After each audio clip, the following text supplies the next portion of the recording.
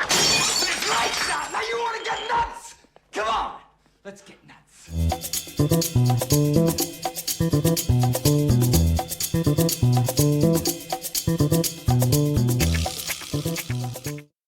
Film Junkee, not so live? What's happening, everybody? Woo-wee, we made it. I'm live, but not. I'll explain in a little bit. Subscribe to that channel. My God, guys, I tell you, I feel like I'm cursed. Obviously, you can hear my voice. Still not 100% after this bug, whatever, this alien pathogen that just came down and decided to just probe me. That's right, probe me. And then, yeah, here I am. Put me on my ass. It's been a grueling 4 days, 5 days now. Today was not that bad. Today actually wasn't that bad, but holy Lord, guys. Hopefully you guys are doing good. Basically what's happening here, hopefully if it all works out, is I'm going to be premiering this, and I'll be in the live chat interacting with you guys as the show is happening. So I'm not live right now, but I'll be live with you while it's premiering. Might be something I'm thinking about doing. I don't know. I still have the members only stream after.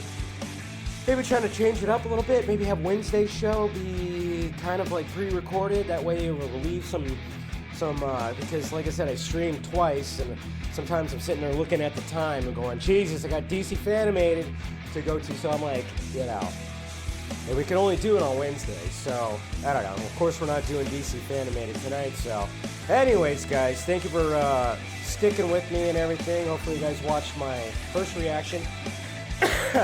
Sorry if there's going to be some coughing that's going to be happening in the middle of all this. It cannot be helped. Because, yeah, like I said, guys, this all happened. And it's, it's Wine Wednesday. And you better believe I'm having wine for sure. And hopefully I don't sneeze, because now I'm feeling an itch in my nose. Yeah, just bear with me. I haven't been sick like this since I had COVID the first time, which was at the end of 2020. Yeah. So it just shows you that, oh yeah, somebody put a hex on me. Yeah. Which one of you guys did it? Put a hex on me. Somebody in a cult decided to do that. I don't know. So like Friday, obviously last week was all weird because the holiday. So I didn't do a Wednesday show. Didn't do DC Fanimated last Wednesday because obviously it was like, okay, I was going to go see Jurassic World on Wednesday night. And then of course didn't have a vodka stream. Planned to have a vodka stream on Saturday. That's when we were going to do it. And so I wake up on Friday and I'm feeling a little weird, where you just kind of, there's something a little off. Huh. You just kind of, you're feeling your body. So I was like, okay. But then it just kind of went away. And so I go to my friend's house. It's just like a small little gathering. It was another friend's birthday. So she shows up and she basically was like, okay, we celebrated her birthday. We have some pizzas. See, this is what I'm dealing with, guys. And I'm telling you, it's been like, now 5 days of this shit. It is absolutely crazy. And it's still not good. Come on. Jesus. Come on. All right. There we go. Focus. Because I'm trying not to edit this. I'm trying to be as live as possible. So I get there and, everything's fine. Like we're hanging out, we're drinking beers, everything is fine. And then I come home and and as I'm coming home, that's when I start feeling like my throat's getting a little tight. And I'm going, oh, great. That's not feeling good. What the hell's going on there? But then I'm like drinking some seltzer waters, a couple shots of vodka, and I'm watching the fireworks. My neighborhood was lit up with fireworks. It was pretty cool. The neighbors across the street were lighting fireworks. People in the distance, fireworks. I was like, wow. So I got to see a fireworks show, which is pretty good. And then I wake up Saturday, and it feels like a fucking hatchet is in my head, just dug into my skull. Like I have like one of the worst fever headaches ever. And I don't have anything at my disposal. It's like 5 o'clock in the morning. I'm not going to wake up my brother to see if he has anything. So I wait for as long as I can. I'm struggling. I'm trying to fall back asleep. I can't. I'm like half asleep. I'm all over the place. And finally, I get some Advil from him. It doesn't work. Get some more Advil. Then get some Advil PM later on. And finally get some Excedrin. It took till about 4 o'clock in the afternoon to get rid of this headache. And I was feeling better. I feel a little better. My throat was a little tight still, and I was feeling a little like weird. And then the next day, I wake up and it feels like I just swallowed a bunch of rusty nails. And that's pretty much how I've been waking up. I woke up on Monday like that. So I've called off work. I've done all this stuff, man. But of course, I don't get sick like this, guys. I don't get sick like this. Like I said, the last time was when I got COVID the first time, end of 2020. It's only been 5 years since something has put me on my ass. And the week of Superman, the first week of July, the biggest month of movies, this happens. Like, what? Why? Anyways, subscribe to the channel. Do all the stuff. So I'm not going to do tweets or anything like that. I'm going to jump right into it. We're going to be talking about this article that everybody was getting all huffy-puffy about when it came to James Gunn talking about Superman and him being an immigrant. What? He's an immigrant? Crazy. You know, you got to love it when everything gets all super political. And it's like, what? Superman's political? What? Oh, man, I love that too. So I'm going to talk about that. I'm going to talk about a controversial thing that he talked about in an interview, like, I think it was kind of like last week, that, of course, people were trying to throw him under the bus for as well. We're going to talk about that, and then, of course, we're going to talk about, I'm going to give my full review of Superman, spoiler-free, and then we're going to go over some reviews, we're going to go over box office projections, and then that fun little clip from Rick and Morty that both, not just James Gunn, but also Zack Snyder was a part of, which was absolutely fantastic. All right, let's get right into it when it comes to this article right here from Deadline. James Gunn says Superman is an immigrant story about basic human kindness. How dare you, sir? What? The long established as an allegory for the immigrant experience, especially when viewed through personal histories of Superman's comic book co-creators, second-generation Jewish immigrants, Jerry Siegel and Joe Shuster, DC Studios co-CEO, James Gunn said his forthcoming film entry of Kal-El keeps the tone of that. I mean, Superman is the story of America. An immigrant that came from other places, populated the country. But for me, it's mostly a story that says basic human kindness is a value and is something we have lost, which is not wrong. And then continuing on says, yes, obviously talking about the, when it comes to all this stuff that's happening right now, yes, it plays differently, but it's about human kindness. And obviously there will be jerks out there who are just not kind and will take it as offensive just because it's all about kindness. And then, of course, talking about everything. And then when it says something about, he was also saying something about, yes, there's like a political aspect to it. There's like a political aspect to it, but not really. It's all about human kindness. Of course, that's not the headlines that were being tossed all over the place. And yes, of course, people on the right start going, oh my God, why can't you just write it? Why does it have to? It was funny. I was like, okay, of course, normally, the conservatives are going to get stirred up and crazy. And of course, it was on Fox News. Like, really? They're going to put it on Fox News and people are like, oh, Kevin Sorbo, I'm not going to go see it now. What the fuck? Written by 2 Jewish immigrants, you fucking idiots. Like, what are we doing here? Of course it's about that. And then it's funny, now seeing the movie, guess what? They don't hit that theme in your face. It's just part of it. You fuck nuts. Like, what are we doing? It doesn't even slam it in your face at all. I even forgot about it until I was driving home. I was like, oh yeah.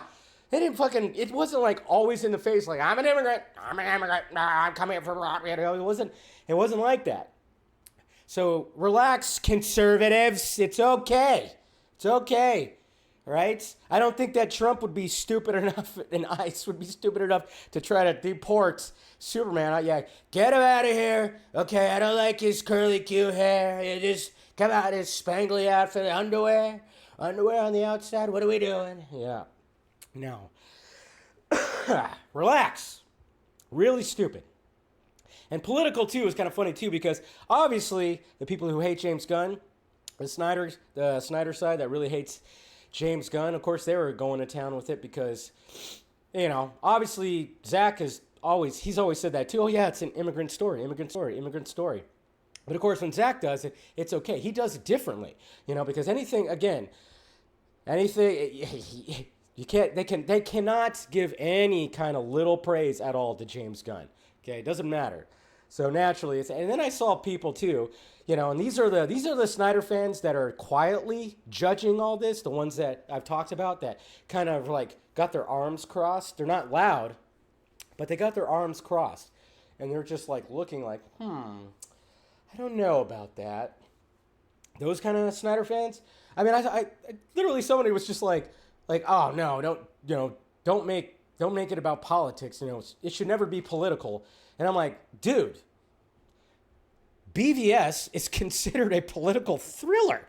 I mean, do you not see that? A BVS, a movie I know you love, I love, it's kind of like a political thriller. What are we doing here? Oh, yeah, you're doing that thing where you're going, James Gunn, but you're quietly, okay, I get it. But it was just kind of like, okay, again, what are we doing here? Okay, because yeah, I know it's not like considered like, you wouldn't say like BVS, political thriller, but there's got political thriller, it's got elements of that. There's debates. You see the news and all this stuff. Does the world need Superman and blah, blah, blah. There's a lot of political elements. Of course, yes, obviously two different filmmakers are going to handle it in two different ways, sure. So relax, everybody. I think we'll be okay when it comes to that, especially after you watch the movie. I think we'll be okay. Now on to controversy. Jimmy Guns, how dare you? Oh, now we can add racism to the mix because when James Gunn was asked, about handling people online, which of course he needs to stop doing. He needs to relax a little bit when responding to people online. And I know he knows he has a little bit of an addiction when it comes to that, but he had this response when he was talking about responding to people, especially haters, and people pushing back on him online. Every once in a while, there'll be somebody who will say something. It's always the weirdest stuff. It's never what you expect. Some weird thing, and I go, God, that guy, I'm going to, and then I go, I think I might be getting upset about something a 12-year-old in India is saying. You know what I mean? I'm like, let it. Racist! That's what I kept saying. Because he chose India. Okay, should he have chosen Montana? Tennessee? I guess, right? It's kind of funny, too, because I saw somebody who, quote tweeted and it's like, okay, I'm from India, and this could actually be 100% true, and retweet or respond if you have a problem with this and you're from India. And I looked at most of the comments, and they were going he's not wrong. And there was a lot of that from people from India, which I was like, see, right there, it's okay, because he chose India, which I don't think he was specifically. I don't think he was specifically trying to call out, Indian people. I don't think that was actually the case at all. I mean, yeah, he might have just not maybe just said that altogether. Sure, fine. I'll be totally towards that. But then I was kind of thinking too, because it's well, wait a minute. I've had, especially in the Snyder fandom, I've had trolls in my mentions that are from India that are just big time trolls and have said ridiculous shit to me over the years and everything. And then I was even thinking too, I was like, oh yeah, wait a minute. When I look at my demographics right here, when I look at who's watching and everything, let's see if I can find it. Yeah, there we go. Top geographies when it comes to my channel. You know what comes in third? India. Above Canada, of course. Just under the UK and of course the United States. And I'm like, yeah, there's a lot. And it's just kind of funny because I'm like, okay, so I think he was just, at the top of his head, it's yeah, he was just thinking of random. It's not even somebody, it's not, because it's not somebody important. It's a 12-year-old in India. I don't really see an issue with that. Yeah, maybe he should have just chosen his words a little more selectively. Fine. But people getting all huffy-puffy about that, I was like, that was kind of ridiculous. But it didn't go anywhere. It didn't make headlines or anything. So just absolutely ridiculous. But, all right, let's move along here. As I sniffle, telling you what, it's been just a struggling week, guys. Let's go over some of this stuff right here that has been going around, things that were posted. Well, for instance, let's see, we got a couple of things. For instance, James Gunn and Batman. That's right, James Gunn. Batmen, I should say. 2 Batman scripts, and we, of course, know that Matt Reeves finally got done with the Batman Part 2 script, so naturally on the red carpet, he was asked, has he read it? Batman 2 script Yeah, and his Batmite in it. It's great. Okay. What did she say? His Batmite in it. What? Batmite in it. His Oh. Batmite in it. Okay, I was like, I thought she said Batfleck for a minute there. I was like, what? I didn't catch that part. She said it's Batmite. Okay, so there you go. He said it's great. I mean, it's very brief and everything like that. But here's what he has to say too about. Well, he basically also said in another interview that he expects to be reading 2 Batman scripts before the end of the year. So that means Brave and the Bold is, well, it's in the process. But and then in this interview with Total Film, he kind of updates that as well. James Gunn says a screenwriter is hammering away. We don't know who that is, do we? At Batman, the Brave and the Bold. We're working on a script. We have a screenwriter who's hammering away at it. I'm very involved. I wish I had more news for you, but I don't. Well, God damn it, James, hurry up. Andy Muschietti, is he still directing? He was at the premiere. Did you guys see that? Andy Muschietti was at the premiere. He was. So that was last night, right? I don't even know what day it is. But but yeah, so I'm like, okay. So, but if he's expecting to read that script by the end of the year, that's good because, there's still plenty of time. So maybe in November, December, it could happen. I don't know. Love that. All right. Now, lift up the pants, clear the nose. We're good. God, I tell you what, guys. Struggling. I'm okay, though. I'm okay right now. I really am. I swear. Time for my full, spoiler-free review of Superman. Okay? Obviously, you guys saw my reaction. I enjoyed it. Did I love it? No. I liked it. Basically, that's where I was getting at. Sorry. Let me start over, okay? Superman review. I'm trying. All of a sudden, my brain shifted. My full Superman review, obviously, okay, you saw my first reaction, okay? And that was a little bit of a struggle. My voice was worse last night than it is right now, for sure. But, I leaned into it, made a little joke about it and whatever the hell. But, yeah, so going into this thing, it was very interesting. And then after sitting with it for almost, it's been 20 hours, 21 hours. After sitting with it and thinking about it and, looking at the reactions and everything when it comes to Superman, what's interesting about it is, I didn't love it. I really liked it, really enjoyed it. It's entertaining from start to finish for sure. But, it is interesting because it is going to jar people. It's jarring. Because when you watch a Superman movie, you kind of, like all the Superman movies, especially if it's an introduction to a new Superman, you always know what the beats are, right? You know how we're going to get introduced and talk about this and talk about that, and you're going to see certain things. Even with Superman Returns, which essentially was a legacy sequel, and it wasn't like an origin technically, but they're still flashbacking and they're still reminding you of those elements of Superman. You're seeing Clark running through the cornfield as a kid and doing all that stuff. And we knew we weren't going to get that here. And yeah, it just, right away, you're just thrown right into the mix. And it doesn't let up. It really doesn't let up. It doesn't let up, which is kind of jarring because then you're just like, wait, what the fuck? What the fuck? And then I think finally in my brain I went, wait a minute. I feel like I realized what's wrong because I'm watching this thing thinking like, oh, this is a new Superman. It should. I'm thinking of the old ways. I'm not thinking about it like watching an episode of Superman the Animated Series where I'm just watching a random episode that takes place in a universe that already has metahumans and all this kind of stuff.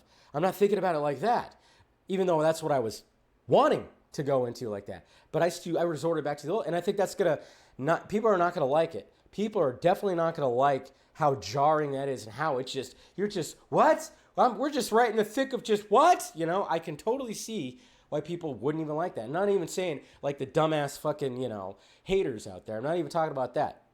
But yeah, so that is pretty interesting. And I was like, oh yeah. It's in your face, like just boom, boom, boom. I know there was the whole title card thing that got apparently changed. I wish they would have kept that because I could see how that was supposed to be. And the fact that it wasn't there, I'm going, yeah, maybe it should have been. And yeah, like I said, David Cornsweet is an excellent Superman. And I'm seeing it again tomorrow. And we're going to be discussing on the Vodka stream on Friday. And it's going to be cool to see it now that I know what I'm in store for. It's going to be cool to get that second wind, which I always love. And can't wait for that. So then because I know what I'm getting into. And then it's going to be cool to see the reaction to, my family, basically. See what but David Cornsweet is an excellent Superman. Excellent Superman. Both Clark and Superman, great, fantastic. Like, he just has it. He has that optimism. He has that, just the voice and everything. Yeah, there are the times where he does have the temper tantrums. But again, now that you see it in the context of where it is in the story, it actually makes sense. It actually feels better. Like, you accept it way better. So, and like I said, Nicholas Hoult, he is just diabolical. He's crazy. He's absolutely crazy. And he gives you a really good Lex Luthor, a very diabolical, evil Lex Luthor who just has issues, absolute issues. And his issues, of course, he's taking them out with Superman. And yeah, he's a little over the top sometimes, but hey. And of course, Rachel Brosnahan, she might be my favorite Lois Lane. I think she might be, like, again, after watching it again, we'll see where, like, the rankings are. I don't know. I was really just, anytime she was on screen, I was like, yes, Rachel. Nathan Fillion, Guy Gardner, you're supposed to hate him in a good way. And to be honest, that's where James Gunn's humor shines, to write douchebag characters. This is why he probably took on Suicide Squad and Peacemaker at first. That's why I like when it comes to the gripes of the fact that there's too much of that James Gunn humor to break tensions and stuff like that, which I'm going, Jesus Christ. And that's what gets frustrating a little bit, where I'm like, come on, man. I mean, there could have been something. And then I'm just kind of going, all right. Another thing that was also a problem with, and back to the characters, Nathan Fillion, he actually works very well, to be honest, for when he's needed. I thought Isabella Merced as Hawkgirl was good. Obviously, she's not in it a lot. But, and I saw people, too, like, going like, oh, she's only in it for this amount of time. She got totally... Shut the fuck up. She's already going to be in another DC property in August. She's already going to be in Peacemaker. She's going to be in other ones, too. Relax. She signed on probably for a fucking 7-picture contract, you fucking idiots. I love it when they just try to spin something negative. It's so weird. Anyways, and then Eddie, I forget his last name all the time. It's Mr. Terrific. He shines. He's a scene stealer. His lines are great. So good. And then you got the Daily Planet people. Jimmy is an all-star. Of course, Miss Tess obviously Tess. She is pivotal to the story. It's kind of annoying. I know it's supposed to be annoying because she's doing the selfie thing, doing all this stuff. It is modern day. Like, I know that's also going to make people mad. Like, what the fuck? Why does it have to be like that? Why is there a social media aspect to it? Yeah, it is annoying, especially when you're on social media, you see the stuff on social media, and you kind of just go like, ugh, do I want that in a Superman movie? But I'm like, well, yeah, if you're going to capture modern day and how modern day would be with Superman, yes, there it is. There it absolutely is. This movie needed about 20 more minutes, though. Yeah.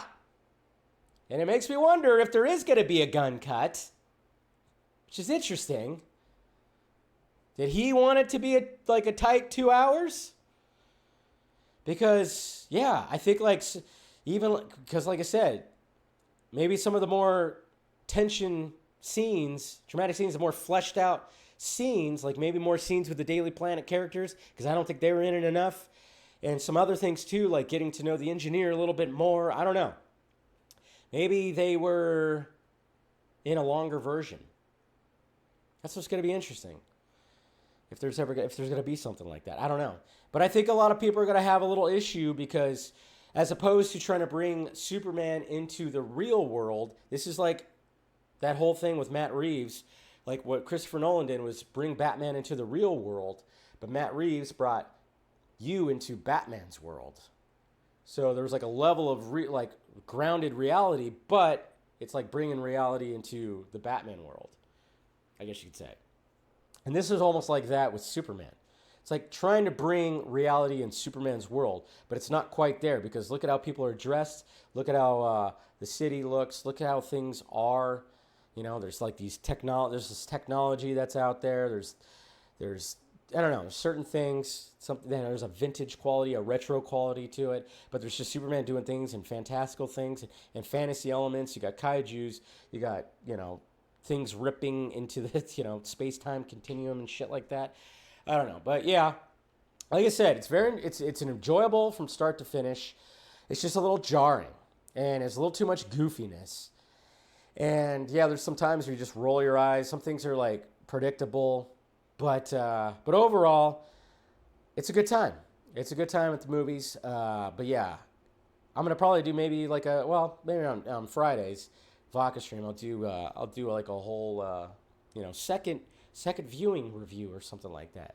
So, but let's see what the critics are saying now that the embargo has been fully lifted. And then, of course, like I said, it's so funny, too, because when it comes to reviews, this is what I love about the fandom more, especially when it comes to diehard Gunn and Snyder fans.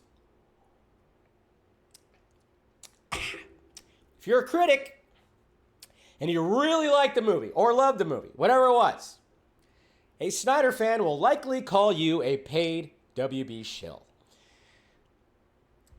If you didn't like it or hated it, likely a Gunn fan will call you some kind of hacky critic and say your opinion doesn't mean shit and you're just a hater. Or read a comic book. Both of you fucking diehard Gunner fans and Snyder fans, you just need to shut the fuck up, really. Touch grass. And then it's kind of funny, too, because both of those sides were, like, refreshing their page. Like, come on, refresh.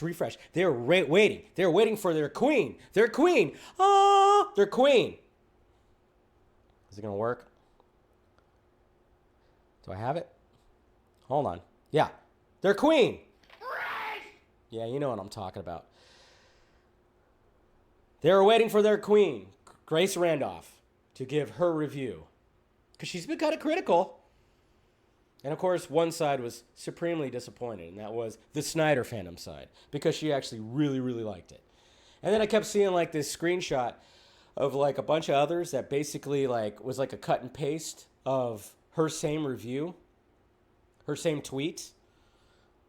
And everybody was just like, look, this, people are, like, copying. I'm like, those are bots, you fucking idiot. Did you not remember? I'm like, why are you guys passing this around? That's literally bots. Bots. You're passing around bots that copied Grace's tweet. And you're like trying to say that this is some kind of, oh God, these guys are ridiculous. Anyways, all right. Devil Fruit site has it already certified fresh at 84%, 202 reviews. And of course, it's rated hot, 96% popcorn meter. So this thing is killing it. Critics' consensus, pulling off the heroic feat of fleshing out a dynamic new world while putting its champions' big, beating heart front and center. The Superman flies high as a man of tomorrow, grounded in the here and now. Audience says James Gunn brings back a timeless hero with Superman and gifts us with a four-legged scene stealer we can all rally around. Yep, of course, that's Crypto. All right, let's dive into this right here. First review, deep focus review. Bear with me. There it is. Good old wine. Just as with Gunn's earlier work in the MCU and the DCU, his mark is unmistakable in Superman. It's a delight to watch how he subverts mainstream sensibilities in a decidedly commercial format, offering a studio product with a distinct fingerprint. Ooh, now we got some bad ones. Ultimately, I thought Superman was a mixed bag that had glimmers of goodness, but settled for just okay. I generally wish that I enjoyed it much more. The DC relaunch needed to forge its own path, not play like the last few MCU hits. Warner Brothers wants you to believe it's a bold new vision, but Gunn's marketable centricity is as safe a bet as it could have made, of course. Now, you're just looking at that like, oh yeah, he's from Marvel. Of course, it's going to be like this. Perhaps the best compliment I can give the film is this. It made me want to be a better man because that's what Superman would do. That's a good way to walk away from it. I like that. It's a dull Superman reboot, frequently overcrowded places and crashing before flying with its predictable plot about illegal aliens and fake news. Sure, being all things to all people can make Gunn's film somewhat of a chaotic, overstuffed mess at times, but there's one character that can handle that burden. It's Superman. Superman says too much and not enough about its character and the heightened world he finds himself in, and we're left with a film that's eager to please, but, like Gunn's version of the hero, nakedly flawed. Superman is a very fun, very colorful, very enjoyable 2 hours for the whole family. Unfortunately, it's also very disappointing if you were looking for a deeper, more meaningful experience. I can actually really agree with that. Bring on the age of superhero movies with an actual point of view on personality, even a polarizing premise. In that respect, Superman could even save the genre while it's at it. Interesting. This Superman is, more than anything, concerned with our society's struggle to accept the possibility of inherent goodness. The result is an optimistic movie, one that sees a hopeful way forward for both Superman and the world's other caped men and women. James Gunn's Superman is a fun superhero film that starts the DCU out on a high note. Corn Sweat is an excellent Superman, but Gothry and Crypto steal the show. Superman marks a strong start to Gunn's DC universe and, more importantly, a return to what makes the character matter. We need heroes who lead with kindness, and right now there's no better hero than Superman. If you aren't a dog person, the movie may not be for you, at least not entirely. If you are one, nothing else will matter. And then we'll end on a bad one. From Forbes. Oh, shit. Between the overwritten plot, the sprawling cast, and neat and tidy resolution to the conflict and the glaring visuals, this is a Superman reboot that screams generic superhero movie at the top of its lungs. Whoa! Grace. Yeah, I could agree with some of that too. Yeah. It's just kind of one of those things where it's like, yeah, there's some things that play a little too safe. There's things that play a little too safe in there. There definitely is. And then also too, like, even thinking about it, it's like, yeah, she's, when people were saying like, oh, it's like BVS Light, there's really nothing. It is so opposite of Snyder. And that's another thing I think that's one of my gripes, is it's so opposite of Snyder. I was hoping there would be like a good balance, but it is so opposite of Snyder, you know? But I was like, well, I always thought the animated series is like, that should be the focal point. And it at least hits that, but it's definitely not, there's not a balance between Donner and Snyder. It is so not Zack Snyder, for sure. So, yeah, that part was a little disappointing, I will say, so. All right, let's look at box office projections. Now, of course, everybody's doing this. Everybody's like, how much is it going to make? Oh, it's going to bomb. It's going to flop. Blah, blah, blah, blah. Yeah, shut the fuck up. First off, Jimmy Guns. Yeah, I saw your little interview. And I don't know, I'm sure you guys saw that too, where James Gunn was basically, let's see, what did he say? Let me look it up right here. I saw what he had like a quote that was talking about, I can't find it. What did he say? Oh, yeah, right here. So he says it right here. So we have James Gunn right here that's basically going like, okay, yeah, when it comes to the box office, everybody's talking about this much and blah, blah, blah, blah, blah, blah, blah, you know, because everybody focuses on box office 100%. But this is what he had to say right here.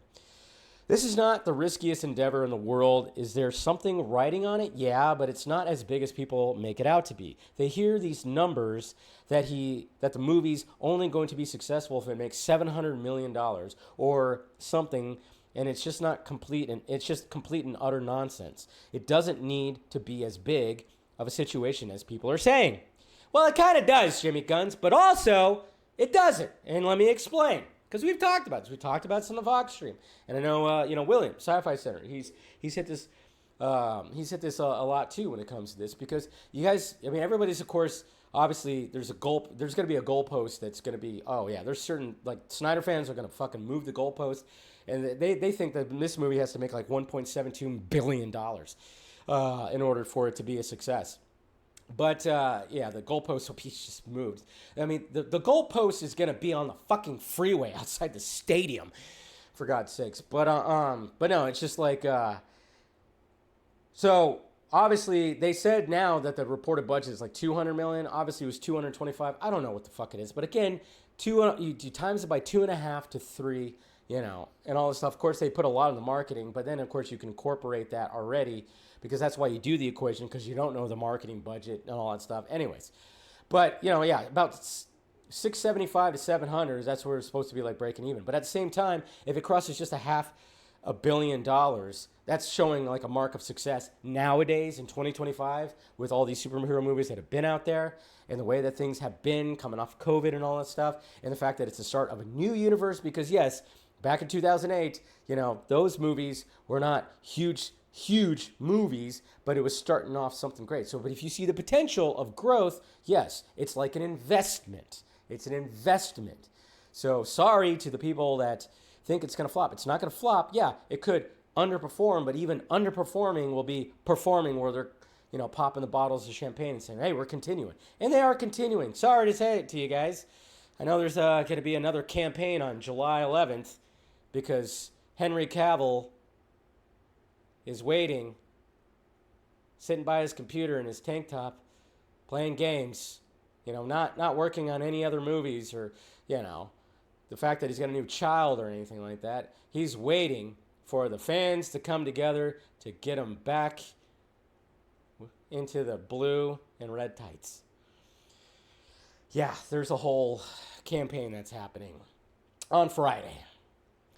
And of course the poster has, Justice League 1 and 2, another Wonder Woman, another Superman, another, a bunch of movies. Basically over $1 billion worth of movies that they think, like, I guess was going to happen. I don't know. They live in a fantasy world. Fucking A, dude. It's whatever. Hey, and I love it. Oh, I'm staying home and watching Man of Steel. Like, cool. I could go watch Superman and watch Man of Steel. Watch 2 Superman movies. It's kind of cool.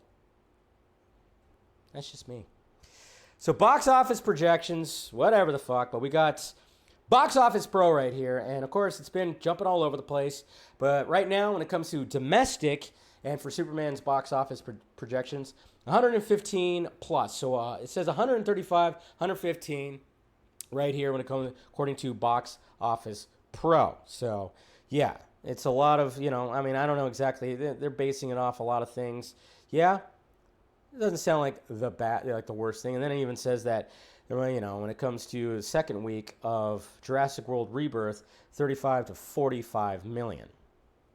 And then they're even saying too, like, I think like some other sites said something about like, oh yeah, it's going to be over like 200. And then they were saying upwards to even almost 300 when it comes to worldwide. So that would be a good start right there. That'd be like, that's it. And they're like, all right, there you go. Boom. And then of course, not having like a big movie a week later. I mean, yeah, there's I Know What You Did Last Summer, but I heard that's tracking very shittily. That's right. Shittily. I'm using that word. Shittily. I'm like going, yeah, because I'm like going, who the fuck needs a legacy sequel to I Know What You Did Last Summer? I'm going to go watch it because why not? It'd be a nice little break from all the, box office movie madness, I guess. But I'm going to go see it. Maybe. But I'm like, okay. So it has like a little cushion. So the movie is definitely not going to flop. Sorry, you guys out there that keep on wanting to say it's going to bomb or flop. You guys are just biased and you just want it to flop. And it's just like, just fucking watch whatever you want to watch. Okay?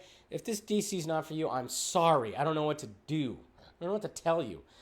You have 9.5 hours of the Snyderverse.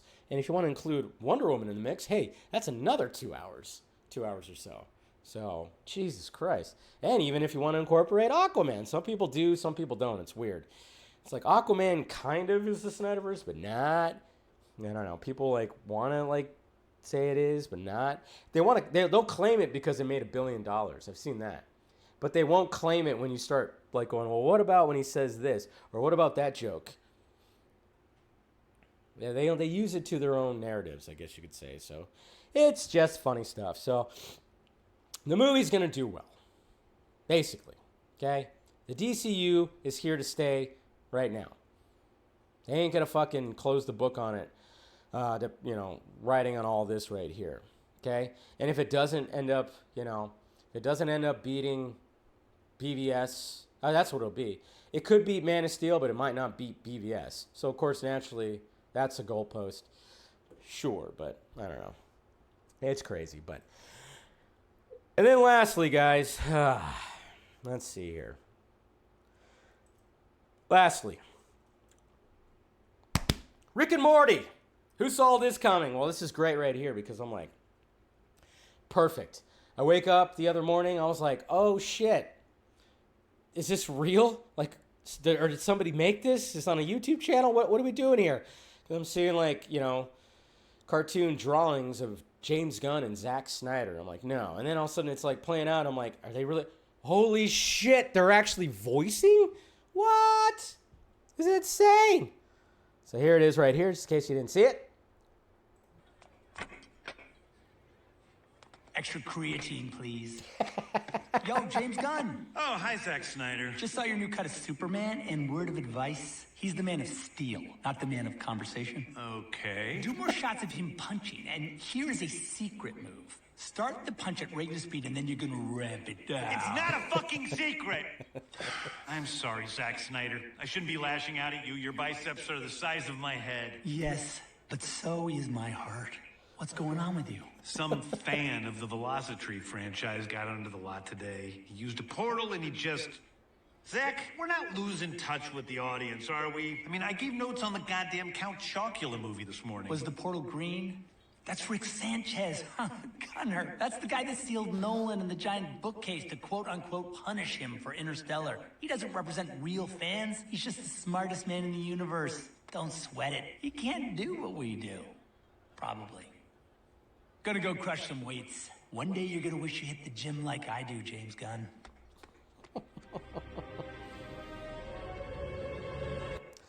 I love the fact that they address each other by their full names.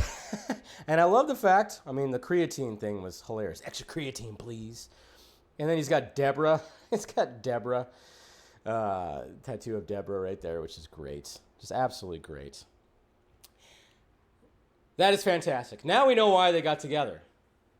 When they took that picture, you better believe that was James Gunn's idea and everything like that. And Zack didn't want to play along when it came to that. But Zack played along with this, and it's just great. They are both making fun of themselves, and that's what you got to do. They are both Rick and Morty fans, and they got to be in an episode of Rick and Morty. It's just great right there, just 100%.